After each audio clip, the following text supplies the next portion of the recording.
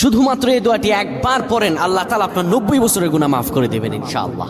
আপনার 90 বছরের গুনাহ মাফ হয়ে যাবে শুধুমাত্র এই দোয়াটি যদি একবার পড়তে পারেন। আপনার ভাগ্য খুলে যাবে, রিজিকে বরকত আসবে, মনের ন্যাক আশা পূরণ হবে, আল্লাহ আপনার সব দোয়া কবুল করে দিবেন। সুবহানাল্লাহি ওয়া বিহামদি।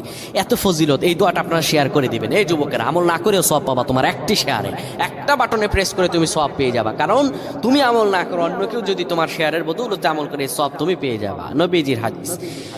আমার ভাইয়েরা, আল্লাহর কাছে দোয়া করা, আল্লাহর কাছে দোয়া চাওয়া, এটি হলো মুমিনদের কাজ। আমার আল্লাহ বান্দাকে বলেন, বান্দারে উদউনি আস্তাজিব লাকুম, আমার কাছে চাও, আমার কাছে চাইলে আমি আল্লাহ তোমাকে দিয়ে দিব।